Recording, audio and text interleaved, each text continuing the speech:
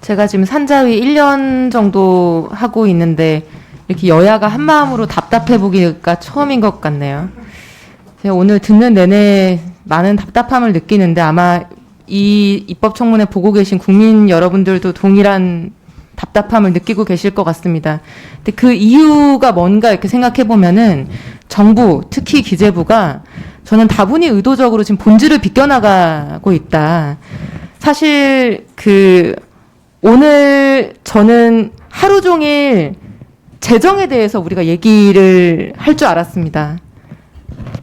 그리고 기재부를 우리가 부르고 국민들이 기재부로부터 듣고 싶었던 얘기는 지금 이 코로나19라고 하는 굉장히 큰 재난으로 인해서 많은 국민들이 고통받고 있고 그 고통을 우리가 사회적으로 연대하자는 차원에서 이 법을 포함한 많은 재정적 지원을 논의하고 있는 것인데 우리 정부가, 우리 공동체가, 우리 국가가 얼마만큼 이걸 감당할 수 있느냐라는 것이 이 문제의 본질이고 핵심이어야 된다고 생각하는데 오늘 재원에 대해서, 재정에 대해서 아무런 얘기가 이루어지지 않았습니다. 그 이유는 소급 적용에 대해서 아까 이제 기재부 실장님께서 말씀하신 논거, 그 어려운 논거 두 가지였죠. 중복 지원이 우려된다. 그리고 이 법의 적용 대상이 아닌 분들과의 형평성이 문제된다. 재원 문제, 형평성만 해결된다라고 하면은 그거는 큰 문제 아니다 이렇게 말씀을 하셨어요. 근데 사실은 이게 맞지 않는 말이고 기재부가 이런 얘기하러 나온 것이 아닙니다. 재원이 왜 문제가 아닙니까? 그것이 문제죠. 그것이. 그 중복 지원과 형평성 문제에 대해서 이제 앞에 많은 의원님들이 반박을 하셨기 때문에 저도 뭐 보완하는 정도의 이제 차원일 텐데 이 두 가지의 논거는 소급 적용이 안 된다라고 얘기하기 매우 옹색한 논거입니다. 첫 번째, 형평성. 이거는 소급 적용을 안 하더라도 향후의 피해에 대해서만 우리가 지원을 한다라고 하더라도 이 법 외에 다른 추가적인 조치를 취하지 않는다면 이 법만 놓고 본다면 형평성의 문제는 발생할 수밖에 없죠.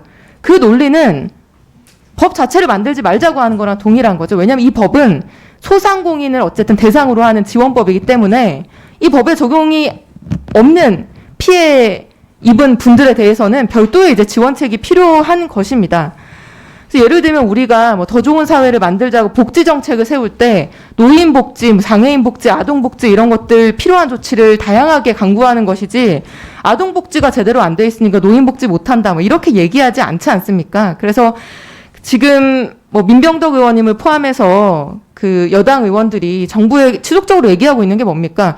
이거 하나만 가지고 이 특별희생에 대한 손실보상만으로 이 코로나19로 인한 우리 경제, 우리 국민들이 받은 타격 제대로 지원 못한다. 제대로 회복 못한다.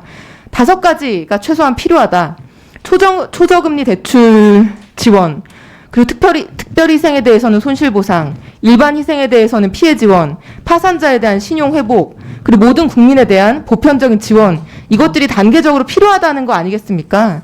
그래서 이런 추가적인 조치를 통해서 형평성을 달성해야 되는 것이지, 다른 뭐 일반 희생, 일반 국민, 노동자들에 대한 지금 지원이 부족하기 때문에 이 영업에 대한 제한과 금지를 받은 소상공인들에 대해서 소급 적용을 못한다라고 하는 것은 옹색한 논리입니다. 그렇기 때문에 결국에는 이제 재원의 문제인 것입니다. 재정의 문제인 것입니다. 다양한 지금 고통받고 있는 국민들에게 적정하고 정당한 보상을 하기 위해서 얼마가 필요하고 우리가 세출 조정으로는 얼마를 확보할 수 있고 잉여기금 활용으로 얼마 확보할 수 있고 그것도 안 되면 국채로는 어디까지 감당할 수 있는지 그걸 추계하고 우리가 감당할 수 있는 그 규모가 만약에 모든 사람을 구제하기에 부족하다라고 한다면 그 수준에 맞춰서 누구부터 어떻게 조정을 해야 되는지 이거를 지금 오늘 사실 하루 종일 논의를 했었어야 되는 것이죠. 근데 재원은 문제가 아니다. 재정이 아니라 형평성의 문제다라고 얘기하는 바람에 우리 지금 아무런 본질적인 논의 없이 이 전혀 수긍할 수 없는 한 장짜리 문서만 가지고 지금 오늘 이 몇 시간째 이 얘기를 하고 있는 것이고요.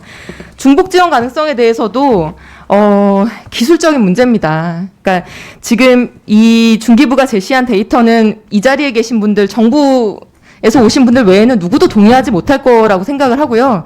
지금 가장 많이 지원금을 받은 영업 금지 업종이 뭐 1,000만 원 남짓을 받은 건데 그동안 수개월간 문을 열지 못하고 피해를 받았던 게 그걸로 다 보상이 됐다. 이걸 누가 납득할 수 있겠습니까?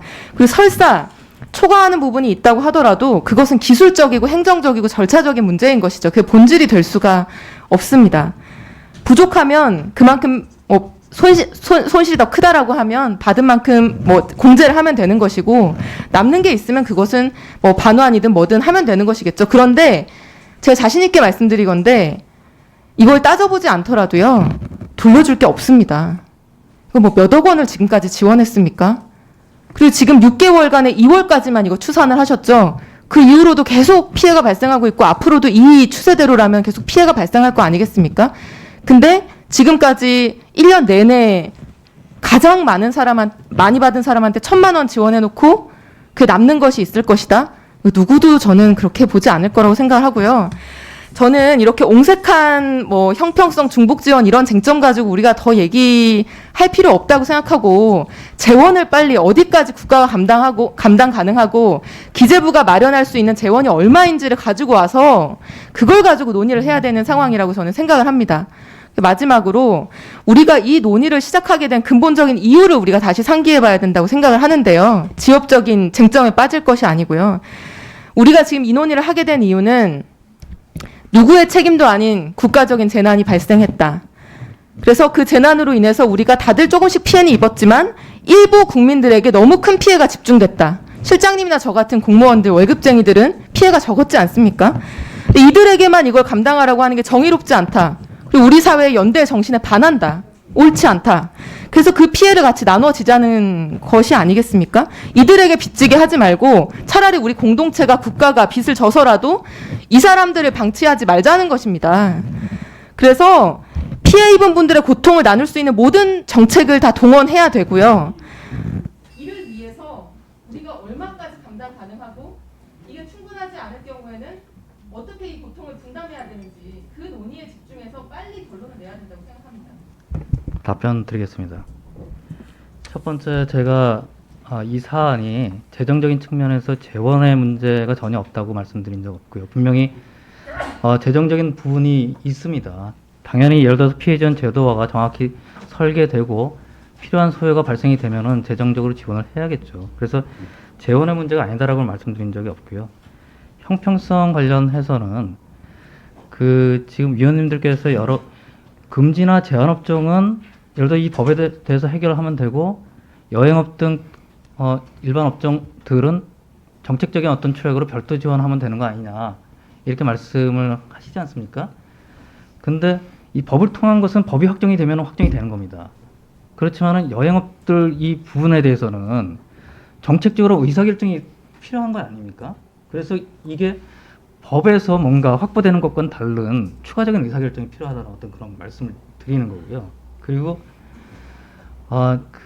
다른 어떤 직역들과의 형평성은 논외가 아니냐라고 하는 말씀을 이제 많이들 하시는데요. 저희가 4차 추경 때 7.8조 원 대책을 했고요. 맞춤형 지원 대책 9.3조 원을 했고, 1차 추경 때 19.4조 원을 추경까지 포함해서 19.4조 원을 했습니다. 여기에 모든 지원의 어떤 패키지가 소상공인, 고용 취약계층, 저소득 취약계층, 그리고 소상공인 내에서는 금지, 제한, 일반 업종에 대한 차등 지원 단가의 책정, 이런 것들이 하나의 패키지로 결정이 됐던 겁니다. 근데 이제 와서 예를 들어서 그 금지나 제한 업종에 대해서만 다시 과거에 지원했던 부분에 대해서 다시 정치하게 피해를 산정해서 다시 한번 지원을 한다. 그렇게 되면은 결국에는 이전에 세 차례 동안 쭉 지원받았던 어떤 전체적인 그 큰 모습에서 금지나 제한 업종은 추가로 더 지원받게 되는 겁니다. 그렇게 되면은 일반 업종에 대한 어떤 그 부분에서 불만이 있을 수 있는 것이고요. 그리고 아까 말씀드린 고용 취약계층이나 저소득 취약계층 쪽에서도 우리도 추가로 더 지원해달라고 하는 연쇄 지원 요구가 있을 겁니다. 같은 얘기를 똑같이 반복하고 있기 때문에 제가 이거 끝까지 들을 필요 없는 것 같고. 중요하기 때문에 제가 계속 반복해서 말씀드리는 겁니다. 형평성 문제를 해결하는 방법은 이 법의 적용 대상이 아닌 분들에게 고용정책, 복지정책, 다양한 정책으로 그분들에 대한 지원도 지금보다 더 두텁게 해나가는 것이 형평성 문제를 해결하면서도 국민의 고통을 덜 수 있는 방법입니다. 저는 꼭 그 말씀을 드리고 싶습니다. 그렇지만은 다른 일반 국민들도 동일하게 생각할지 아니면 추가 지원이라고 생각할지 그거는 모르지 않습니까? 이걸 두껍게 지원하기 위해서 우리가 감당 가능한 금액이 재원이 어디까지 마련 가능한지를 놓고 그거를 가지고 어떻게 나눌지 소상공인한테만 주면 될지 노동자들에게도 줘야 될지 영업 제한 안 받은 일반 업종들에게도 줘야 될지 그걸 가지고 논의를 해야 되는데 지금 코로나 발생하고 1년 5개월째가 돼가고 있는데 그 정도도 재정당국에서 준비된 자료가 없어서 우리가 지금 이것만 가지고 형평성 얘기를 하고 있습니까? 마치겠습니다. 네, 다음은 주질의 마지막 순서로 이장섭 의원님 질의해 주시기 바랍니다.